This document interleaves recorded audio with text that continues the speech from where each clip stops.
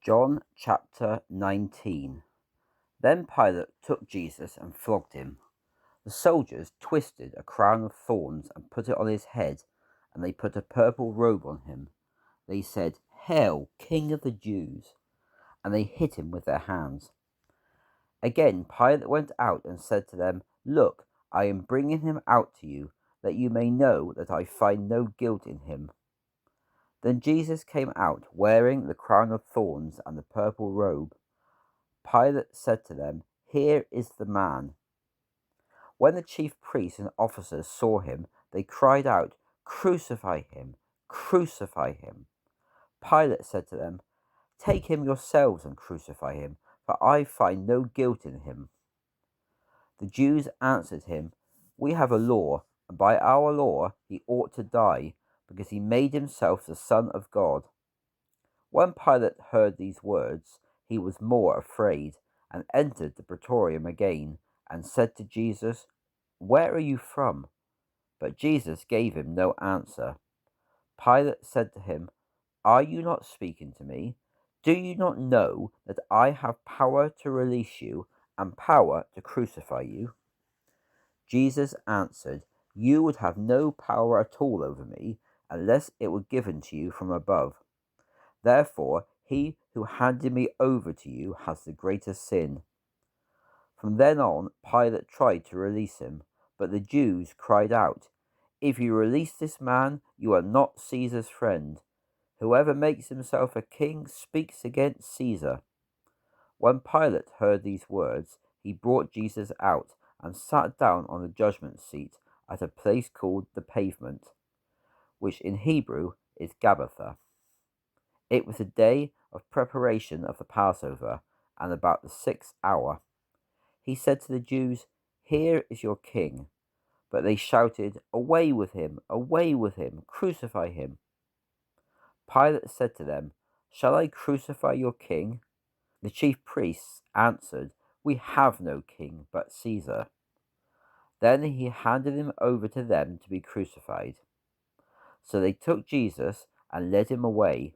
He went out, carrying his own cross, to a place called the Place of a Skull, which in Hebrew is called Golgotha. There they crucified him, and two others with him, one on either side, and Jesus in the middle. Pilate wrote a title and put it on the cross. The writing was, "Jesus of Nazareth, the King of the Jews." Many of the Jews read this title, for the place where Jesus was crucified was near the city, and it was written in Hebrew, in Greek, and in Latin. The chief priests of the Jews said to Pilate, "Do not write the King of the Jews, but he said, 'I am the King of the Jews.'" Pilate answered, "What I have written, I have written." When the soldiers had crucified Jesus, they took his garments and divided them into four parts, a part for each soldier, and also his tunic. Now the tunic was seamless, woven from top to bottom. So they said to one another, "Let us not tear it, but cast lots for it, to decide whose it shall be." This happened to fulfill the scripture which says, "They divided my garments among them, and for my clothing they cast lots." Therefore the soldiers did these things.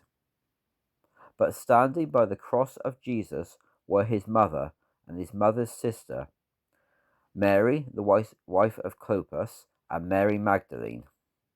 When Jesus saw his mother and the disciple whom he loved standing nearby, he said to his mother, "Woman, here is your son." Then he said to the disciple, "Here is your mother." From that time, this disciple took her to his own home. After this, Jesus, knowing that everything was now accomplished, that the scripture might be fulfilled, said, "I thirst." A bowl full of sour wine was placed there, so they put a sponge full of sour wine on hyssop and held it to his mouth. When Jesus had received the sour wine, he said, "It is finished." And he bowed his head and gave up his spirit. Since it was the day of preparation, to prevent bodies from remaining on the cross on the Sabbath day, for that Sabbath day was a high day. The Jews asked Pilate that their legs might be broken and that they might be taken away. Therefore the soldiers came and broke the legs of the first and of the other who was crucified with him. But when they came to Jesus and saw that he was dead already, they did not break his legs. However, one of the soldiers pierced his side with a spear, and immediately blood and water came out. He who saw it has testified, and his testimony is true. He knows that he is telling the truth, that you may believe.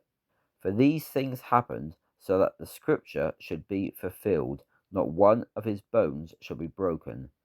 And again another scripture says, they shall look on him whom they have pierced. After this, Joseph of Arimathea, being a disciple of Jesus, but secretly for fear of the Jews, asked Pilate that he might take away the body of Jesus. Pilate gave him permission, so he came and took away his body.